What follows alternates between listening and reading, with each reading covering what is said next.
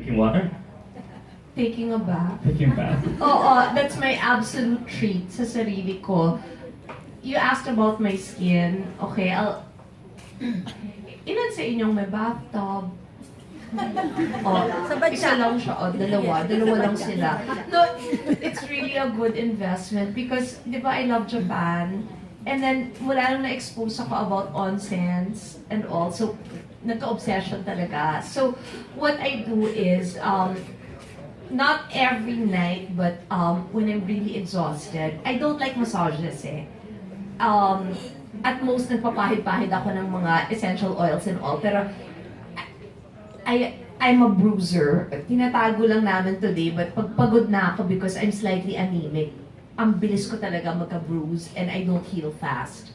So, I love taking baths. That's why I told them how much my water bill was, but they said I'm within the ano daw because ang dami naman ng tao within the range. But yung a warm bath will really give you a good night's sleep. But what I do is, and my ate said, aren't you worried you're ruining your pipes? Sabi ko, may ganun ba ate? Kasi nilalagyan ko, alam niyo yung virgin coconut oil?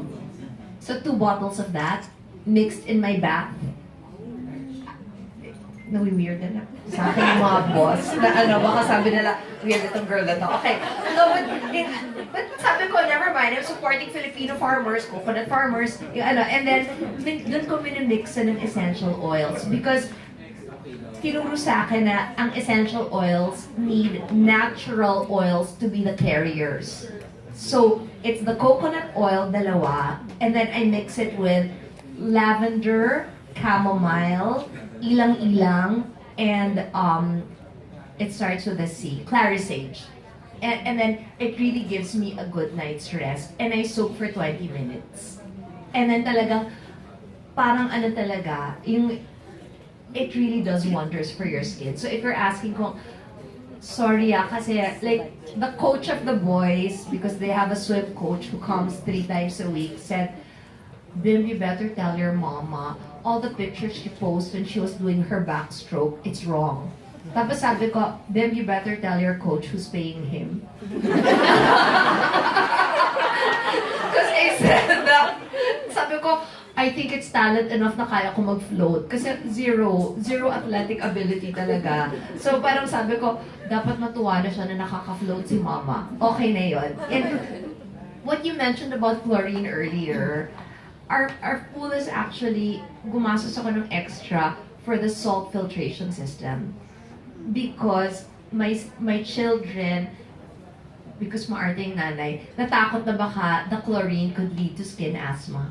Because may tendency sila talaga. And a high level of chlorine, di ba, is bad for your hair and bad for skin asthma. And because, so, gumastos kami ng extra for that salt filtration. So, yung activities talaga that you asked about I cook with water because I make a lot of pasta.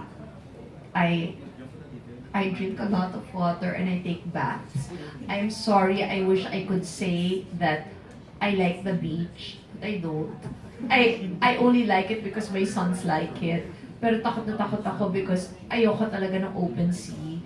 Kasi parang feeling ko, sa dami nung napanood kong movies na may mga shark and all, parang I really feel na I'll be, those weird accidents will happen to me. So hindi but I think it's more than enough na talagang I'm proof that water really gives you good skin.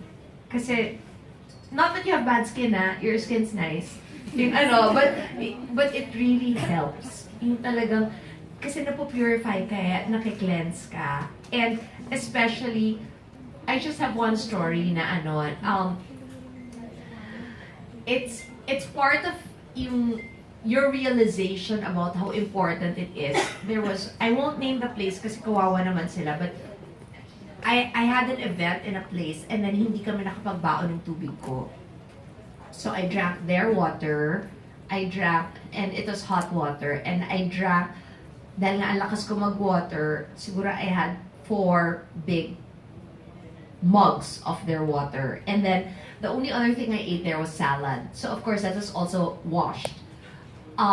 I had really bad gastroenteritis after. As in, sobrang, yung up and down, more than 15 times each. And then, BP already went up to 160 over 120. And then, we have, one of the yayas is a nurse actually. So sinabi niya, ma'am, dali na kita, talaga kailangan ka na mag-ER kasi hindi na maganda to dahil baka ma-dehydrate ka na.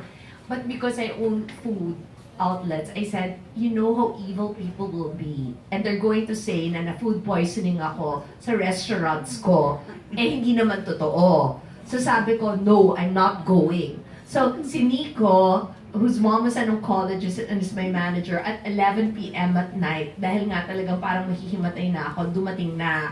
And then my doctor who lives all the way in Ayala, Alabang, went all the way to the house and he arrived because sabi niya, for some strange reason, it was traffic. So, umabot siya sa Green Meadows ng mga 1:30 in the morning. At doon niya ako hinhydrate.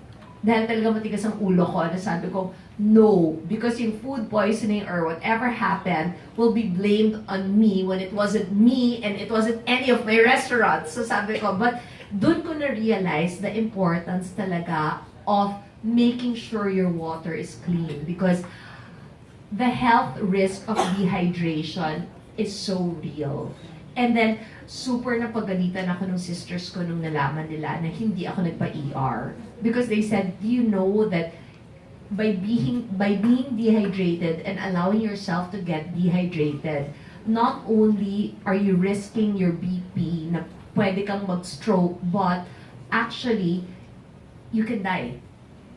Dehydration can actually kill you talaga. It's something, di ba, yung pag nagkakasakit ang mga bata, they always say talaga, hydrate them, dahil sa dengue especially, it's that, and also dun sa, when a child has LVM or a child is throwing up and all, i-hospital mo kaagad because the hydration is just so important. So, doon ko na-realize, sabi ko, Nico, perfect. May makukwento na ako sa kanila doon sa experience ko na pag hindi malinis ang tubig na ininom mo, ang laking pwedeng mawala sa'yo. And it's really yun eh. You really need good health, especially if you're the sole provider for the family and there are 40 people who earn a living because of you. Because of that carelessness of not drinking water that we had brought for me cost me 4 days of pack-ups. And yung 4 days na pinack up na yon, may bayad na ako dahil nagbayad na kami ng reservation fee for the equipment.